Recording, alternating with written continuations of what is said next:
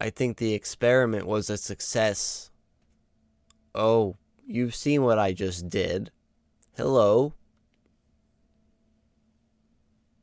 Well, you see, I just brought your soul back and... Yep, yeah, that's exactly what I did. I brought back one of the villagers' souls from that philosopher's stone. Well, that's not a very nice way to refer to the people who just saved your soul, literally. Well, I had no control over that, so luck of the draw. You could really be a little nicer, though.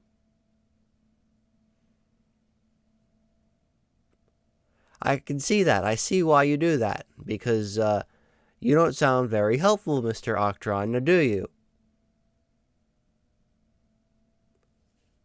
Okay, well, I guess that makes sense. Yep. So, let's see. Oh. Okay, well, I'm telling you anyway. Yeah. Yeah, you're gonna listen to me and you're gonna like it. You were put in this body because your soul was taken and put into a stone. I'm trying to track down the person that did this to you, but I need cooperation, alright? Still don't know where the stone came from, but if Wait. Hey, Chrome, how many people lived here before? To be blunt with you, I have a very, strange theory. I'll tell you anyway. Based on the weights of the stones that we had, this one feels a lot heavier, and given that I used it to take a soul out of it, I think the entire village might be in here. I really wish I knew where it came from. I feel like I'm walking into something that I really shouldn't be. If nothing else, I'm glad to be able to retrieve their souls from the stone. That leaves us the problem of Achdran. I really hope we can get him to cooperate. I need all hands on deck here, even if you guys are just doing little maintenance things in the background. I'll do what I can to appease him. Hopefully his requests aren't that out of the way. Understood. I'll do what I can. What have I done? I've improved it. I've automated various things around here. So many things that got done while you guys were trapped. Okay, well, if I leave, you're stuck in that golem body forever, and the rest of your friends are all stuck in that stone. Oh, you'll enslave me, huh? Fine. What demands do you have? That? Oh. Alright, well, I guess you're not a fan of progress. Okay, fine. I'll find some way to do it differently. Then you'll be happy. Good. I don't want you in my way anyway. You're not going to be very helpful to me, now are you? It looks like my lack of care for this area has led to a flux rift being produced. Thankfully, it can't grow large enough to penetrate the force field. Perhaps I should research flux rifts further. If I'm gonna run an experiment, I want to see the effects of flux on the local region, as well as a little bit of the wildlife, so I've trapped some animals in here, and they'll have to be my test subjects. Making a flux mess is actually pretty simple and straightforward. I just need to load an Essentia smeltery with a bunch of items, make the Essentia out of those items, and then void all of it. If I just dump it with a shift right click, that will release all of it into the air, and it will make a very large amount of flux, and we can spectate as to what happens by checking in on it every now and then, just to see what disasters might befall the region. Hopefully it doesn't get too bad, right? Here goes nothing. Let's dump all this Essentia and see what happens. Oh, wow. It's made a flux rift already. Dang, I must have done a number on the aura stability of this chunk. Good thing it's separated from the mainland, or we might have an actual problem. Still, I should monitor it and be cautious. Who knows what terrible things might happen if I let things get out of control. Checking back in a little later, and it seems things have gotten a lot worse. There's this taint stuff all around, and there are more flux rifts spread around the area, so I guess the atmospheric flux has gone from this concentrated position and moved around into other chunks. Against my better judgment, I'll let it sit for a while and see what happens. One thing I have noticed is that there have been these zombified villagers roaming around. I don't know if they're related to the village or not, but I don't think they are. I'll still try healing one. Checking in on him a little later, and it looks like the zombification process has taken away its mental capacity. I'll keep it around, but I don't know. Doesn't seem like this is a good alternative to getting the villagers out of the stone. It's getting quite tiresome to do research the long way, so how about I do a little bit of cheating? If I use some preserved curiosity, I can use a bunch of it to gain research points. This both helps when you run out of things to scan, as well as occasionally give you some theory points. It also might make it easier to get some of the rarer types of research, but the chance of getting a theory is still decently low. In exploring the various things I have available to me, I've made a curative vat. It's supposed to heal me or something. I'm not entirely sure how it works yet, but I'll test it a little later. I have some other things to do right now. I need to start tracking down some rare biomes, and the fastest way to do that is by making nature's compass. In order to make the compass, though, I'm going to need a magnet. In order to make the magnet, I need rare earths. So that's where the rare earth extractor comes in.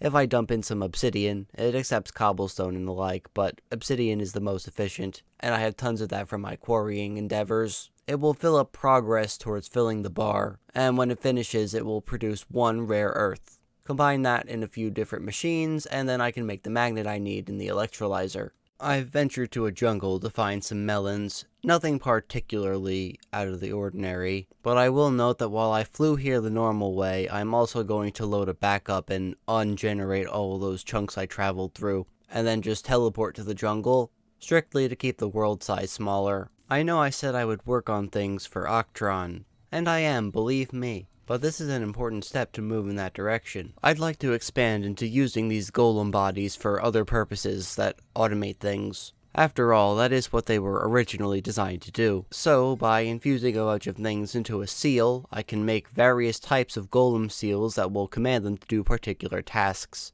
One of these seals is the harvest seal. It will tell any golem that's capable of performing that task in the area to harvest the nearby crops. Naturally, I'll want a golem that's actually good at such a task, but something that makes this version of Thaumcraft different from Thaumcraft 4 is that any golem can do any task that's in its range. Before you put the seal on the golem, now you put the seal on the task instead. So I only need one golem to harvest all the crops, pick up their drops, and place them into the desired inventory. To accomplish this end, I'm going to be using Nether Wart. Why Nether Wart? Well, if you take a look at its various magical properties, you might note that it contains Vidium, Infernus, and Alchemia. All three of these are derivatives of Praecantatio, which is magic. And I'm going to need a lot of Praecantatio to make Thaumium, so a Nether Wart farm is an excellent way of getting a lot. As for how you actually use the seals, place one down, and whatever area you want to have it operate in will be centered on where the seal is. Seals can be placed on air if you break the block it was on, and you can modify the specifics of the seal using the Golemancer's bell. You can also have it filter to only operate if it's receiving a redstone signal, filter it so that only certain colored golems, so you can like dye your golems, will be able to do work with that seal. You can whitelist or blacklist items, and maybe most importantly, you can see what the requirements are for that given task. So I would recommend crafting the seal before you craft the golem. Some tasks are going to require more things than others. Harvesting requires both use of hands and intelligence, so you'll want to make sure it has the right properties that it can perform such a task. Different golems also have different stats. Wooden golems are lighter and faster, while metal golems are bulkier, heavier, slower, and stronger. By customizing the parts you use, you can sometimes overcome some of these shortcomings, but you should still start by using the material that is the best fit for the job. Simply place the golem down close enough to the seal and it will automatically run towards the nearest work it can do. Sometimes it can get a little overwhelmed though. They're not exactly perfect at their jobs. I think the soul sand also might be causing it some issues. If I really wanted, I could have made the golem fly, but we'll deal with this. Do note that the collect seal, which is for picking up items, and the store seal, which is for putting those items away, do require different seals to actually work. You can also filter them separately if you so desire, but one store per inventory. Some things are cheaper to make than others too. The most basic ones for item logistics only require you to use basic alchemy, while the others might require infusion because they're more complicated. These disgusting Taint weird creatures are now spawning out of the ground. I need to remove this soon. Hopefully if I exterminate this, the rest of the problems will go away, but I'm not sure yet. At least this stuff can't reach the village. Taint is no joke. I should be a lot more careful, but this was an experiment, I guess. Now to actually work on producing that Praecantatio, I've set up an Essentia smeltery with a bunch of alembics, one for each of the things that Nether Wart has in it. It will be manually fed for the time being, but each stack of Nether Wart still produces a fair amount of stuff. Now, to get the Praecantatio out of all of these aspects, to process the Praecantatio into its constituents, I'm going to need to centrifuge it. So, by using an Essentia centrifuge, I can pipe in the Essentia I want to decompose through the bottom, and it will export one or the other Essentia out the top, per one Essentia that it processes. Because the type it expels is random, this is a good use case for the Essentia buffer, which stores up to 10 of any type of Essentia. I can then filter out the products simply by using the suction derived from labeled jars. If I put a label on for Praecantatio, all the Praecantatio will go one way, and if I put something for, say, aqua on the other, all the aqua will go the other way. Because this is primarily used for creating Praecantatio, I'm going to use void jars for the generated aqua, perdito, and ignis, but it will still be nice to have an extra jar of them if need be. It will eventually fill up on things and cause backlog, but we'll get there when we get there. Traveling the distance from where the Praecantatio is all the way over to where I'm crafting things is a bit too far out of range. If I want to fix this, all I need to do is use some Essentia mirrors. This will allow the Essentia to teleport through the mirror and get to the other side, effectively shortening the distance from the jar that it's taking from and the source that is requiring it. You do need to be at least a little careful though, because anything can see through that mirror, and you might end up filling jars you don't want filled. Simply right-click on a placed mirror with a mirror in your hand and the two will be linked together. Well, actually, I think the one you clicked on will be linked to the other one. The other one is just the destination. Do note that I am crafting and doing things in the background, but I only show the things that are actually interesting to watch. Sitting here watching me craft this item that takes 500 of 4 types of Essentia is not very interesting, and I'm not even going to be using it right away. There are a lot of other bits of infrastructure I need to get in first. I was able to figure out how the Curative vat works. If you feed it some Famous Essentia and some Victus Essentia, you can just put them in some jars and attach them with Essentia tubes and it will automatically take out the types of Essentia it needs. You can right click on the top and enter the vat and it will slowly restore your hunger and I guess your health too. If you're sitting around the base, it might be a little bit useful. It'll slow down your need to eat food. We'll be getting to a point today where food won't be a problem though.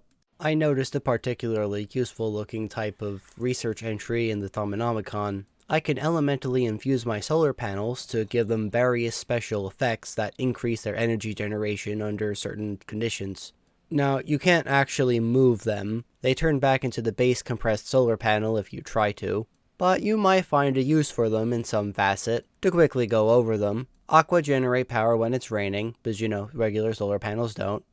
Perditio generates energy during the nighttime, which regular solar panels don't. Ignis generates power in the nether, which regular solar panels don't. Then we have air, which generates more energy the higher up the solar panel is, and terra, which generates more energy the lower the solar panel is. But it still needs to see the sky, of course. All of them except for Ignis do. And finally we have Ordo. Ordo is just a flat tripling of the energy production, which considering how easy it is for me to make them, yeah. But of course I have standards, as I've said before, so we're not going to completely be relying on these broken solar panels. Now, what's next on the list? How about a Cursed Spirit's Blade? By killing mobs with the Cursed Spirit's Blade, it will drop 3 different types of various mob essences. Each of these essences corresponds to one of the types of Essentia. So I'm going to go around killing a bunch of different types of mobs, and we'll see what types of stuff we get from them. I should also mention that you have to shift right click to actually activate the blade so it collects these essences. If I combine 9 of these essences using infusion crafting, I can turn them into a more upgraded form. You can't see what these things are used for in JEI, but each of these will correspond to the type of mob that you killed to obtain them. That being said, there's still types of recipes, so you can mix and match, and we'll get into that in a moment. So here I have a tablet of Necromancy. If I place 3 arcane pedestals around it, and place those essences on top of each pedestal, over time it will spawn 1 mob. If I were to use the unupgraded ones, they would get consumed and it would spawn faster, but because we're using the upgraded ones, this is a permanent wither skeleton spawner, and it doesn't even cost anything to run. This very much overcomes all the problems regular mob farms have, and if I want to turn it off, I'm going to have to extract an item from the pedestal. Just in messing around, I've made a Thaumic restorer. This will restore durability to an item. It will just consume a little bit of Instrumentum Essentia to do so. I thought I was going to use this as part of the mob farm, but I decided to go against that. There's a much better option. Since I'm going to start acquiring mass amounts of particular types of items that aren't hooked up to direct automation lines like cobblestone, I think it's finally time to start using black hole units. These are like the barrels, but they store way more items. They require a few ender pearls each to make though, so you're going to want a large supply. And if you're using logistics pipes to set it up, you're going to want to make sure the priorities favor these bulk storages over random chests. I'd like to make another focus for my casting gauntlet, but keeping all of these foci in my inventory can be kind of cluttery. So I'm going to make a focus pouch that will hold all of them for me. The casting gauntlet will automatically draw from this, so I don't need to waste multiple inventory slots on all of these non-stackable foci. As for the focus I'm actually going to be making, I'm going to be making a plan break focus.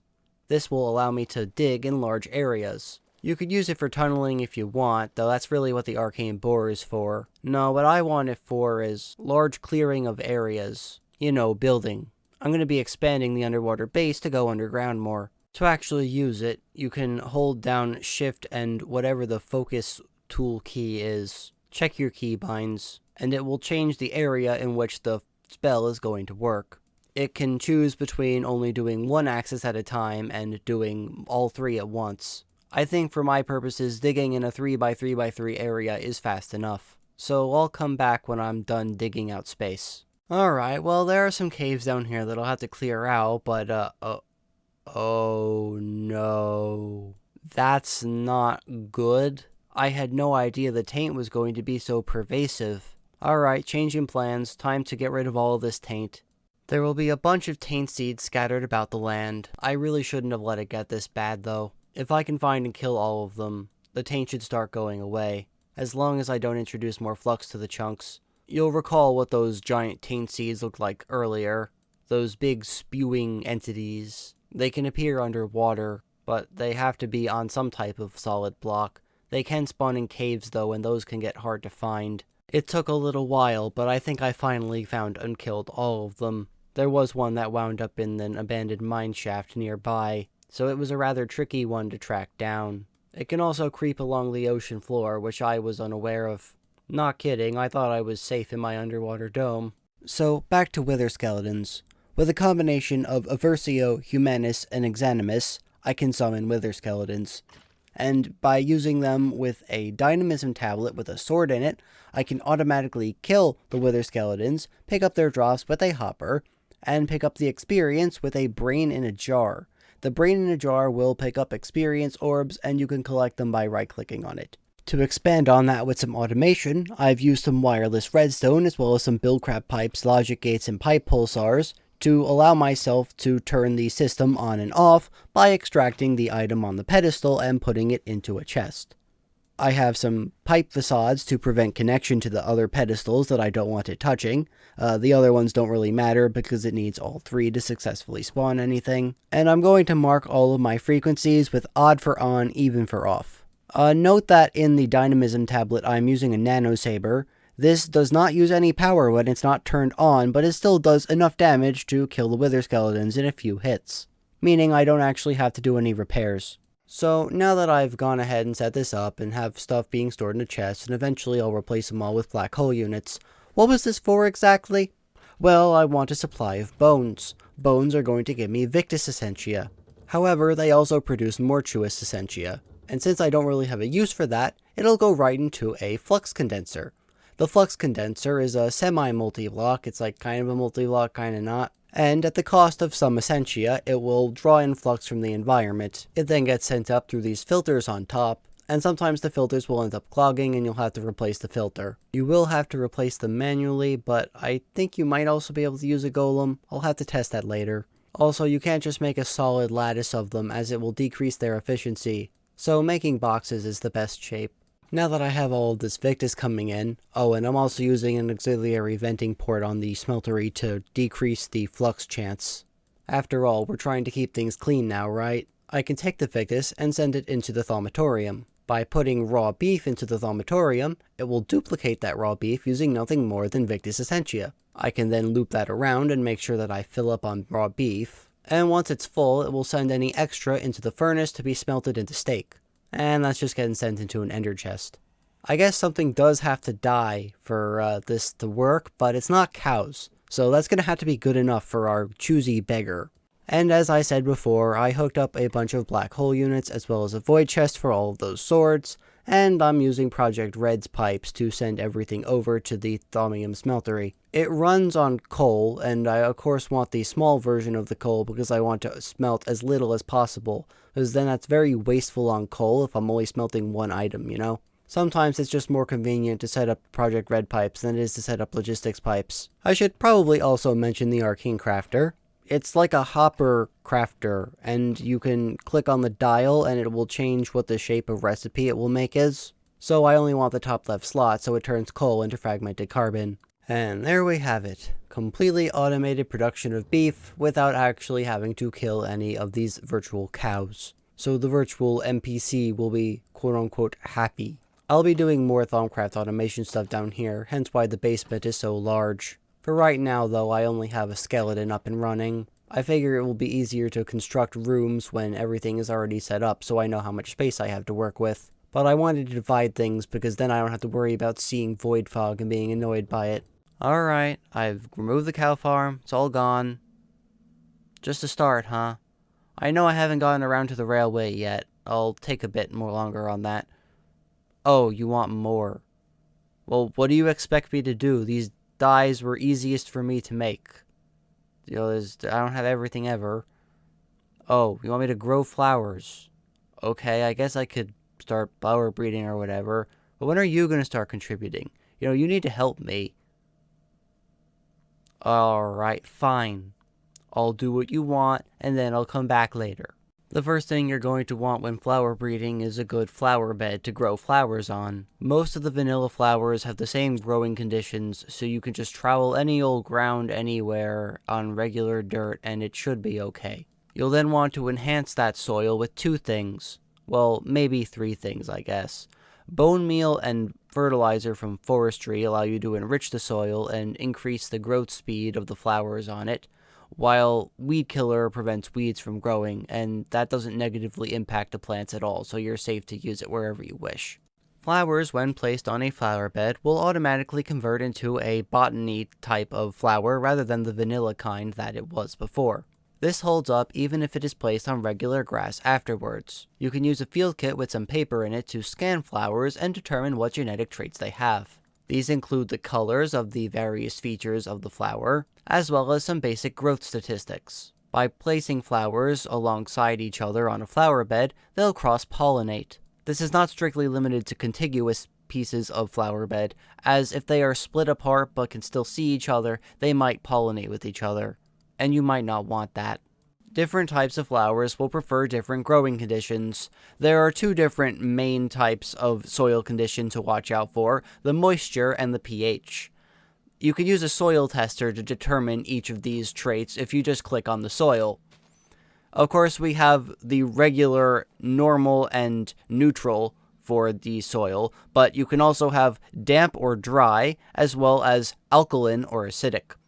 To increase the moisture, you can place the soil bed next to water. That seems pretty obvious, but it's like farmland, kind of.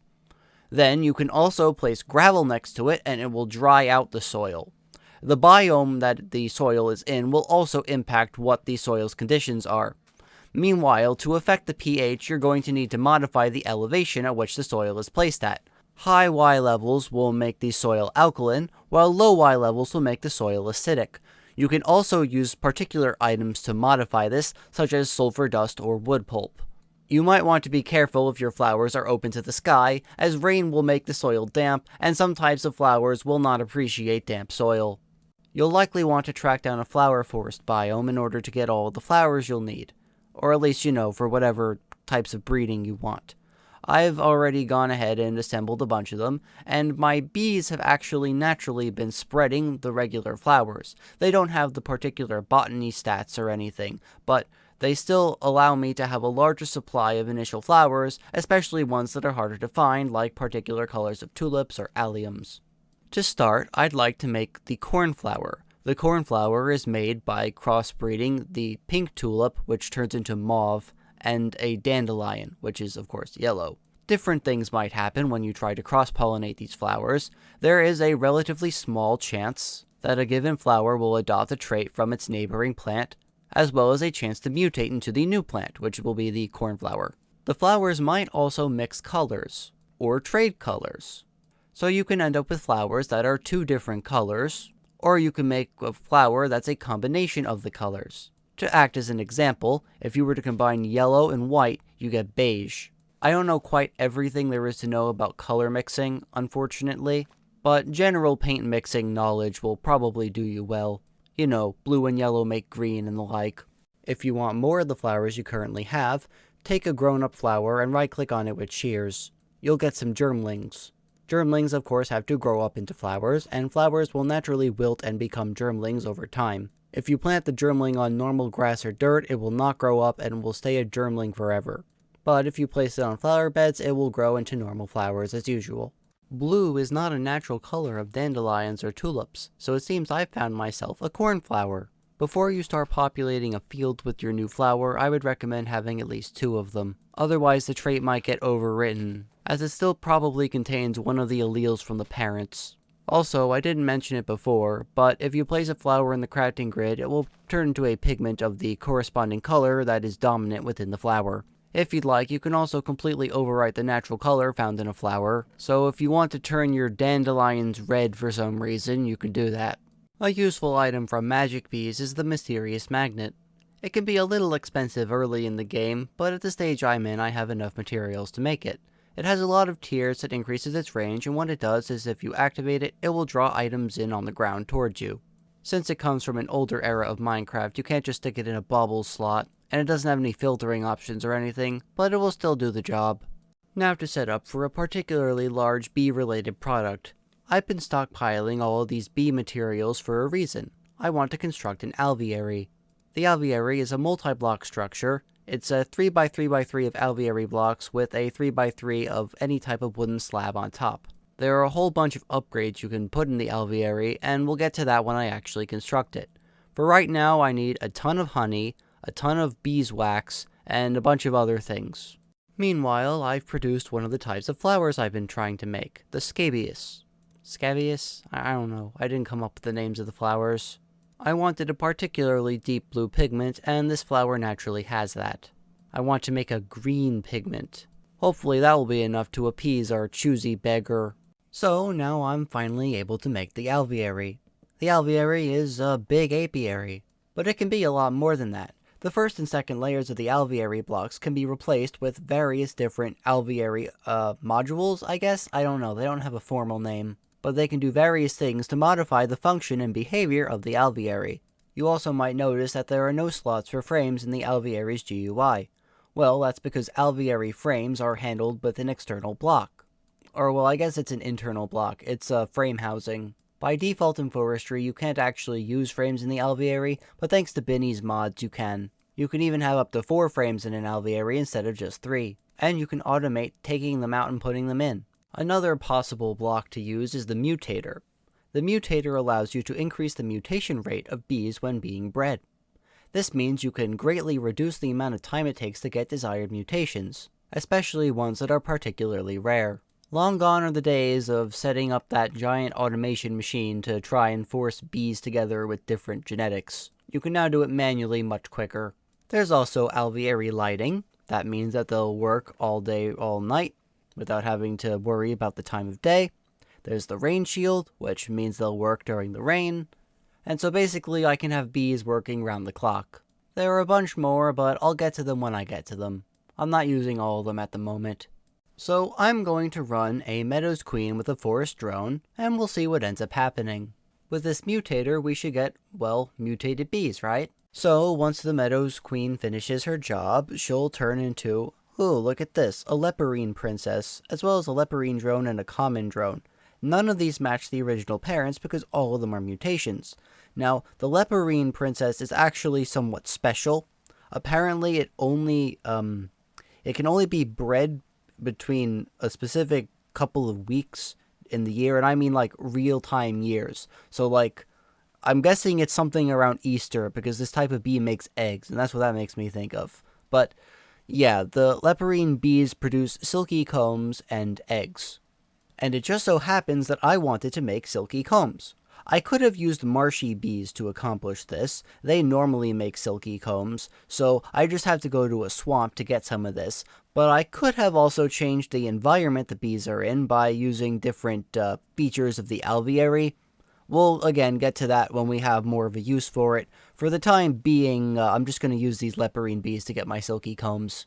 So, if I were to put these frame housings into the alveary and put the frames in, now that I have 4 frames, I have 16 times bee production rate instead of just 8. And of course, as I said, these leporine bees are going to make eggs and combs, and you can even see the greatly increased production rate just by seeing that it made 4 combs and 4 eggs at once instead of just 1. I figured I'd go ahead and automate frames in the alveary. There are far more simplistic ways to do this, but when was I one to take the easy way out? Remember that Thaumic restorer? We're going to use it here to restore the durability of the frames in the alveary, and since they're enchanted, they'll last a lot longer than they would otherwise. You can use advanced extraction modules. I know I'm using regular extraction modules here, I realized my mistake later. And you can filter the advanced extraction modules to only extract specific types of items, and by that I mean specific metadatas. So what I can do is only extract fully repaired frames from the restorer, and only extract damaged ones from the alveary. This is a little messy. It seems that sometimes the durability ticks by more than 1, so I might need to set up a range of durabilities for each item sink and extractor. But generally speaking, this should replace the frames whenever they break and put them into the restorer and have it, well, restore.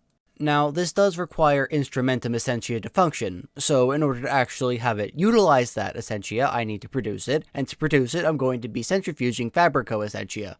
I could make flint and burn that, but it's a lot simpler to just centrifuge Fabrico because crafting tables only require wood to make, and they make a crap load of it with minimal other byproducts. There's a tiny bit of herba I need to get rid of, but that's not that big of an issue, as well as the Permutatio, that's the other component of the Fabrico. I went through a few different designs for this to figure out how to buffer the Instrumentum Essentia, and what I came up with in the end was having an Essentia transfuser take the Instrumentum Essentia and put it into a jar, and then the jar then feeds into the restorer. I also used a filtered Essentia tube. To set the filter on the filtered Essentia tube, all you need to do is right-click on it with an Instrumentum V-crystal, in this case because it's Instrumentum. Obviously you would use the type that actually applies, or a file of the corresponding Essentia, and it will set the filter so that only that type of Essentia can go through, as well as that type of suction. Since it only makes Essentia so quickly, I wanted to make sure I had a backlog ready every time it needs to repair some more frames. I'll automate crafting table production when I actually automate wood proper. I kinda don't tend to my tree farms, and I might move this farm or something at some point too, as this alveary is really just here to be a demo.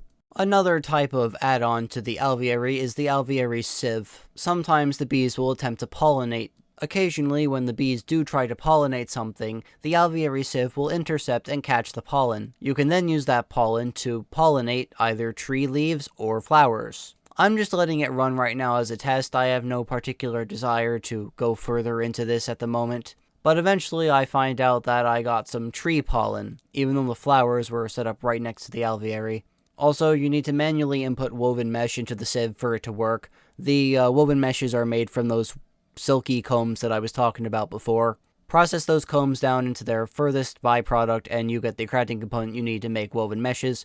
You can also make a beekeeping suit if you don't want to get attacked by some of the more hostile types of bees, like the ender bees.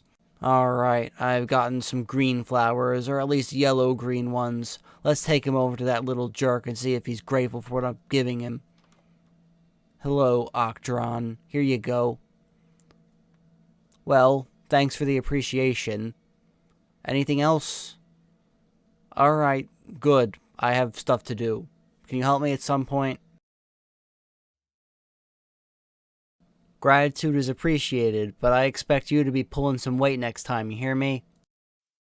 With that, though, I think we've done a pretty good job helping out the village in this episode. I mean, we brought one of the villagers back from being stuck inside a rock. I think that's pretty substantial. So with that, thank you for watching. This has been Pick. I'm glad to have seen you, and I hope to see you again.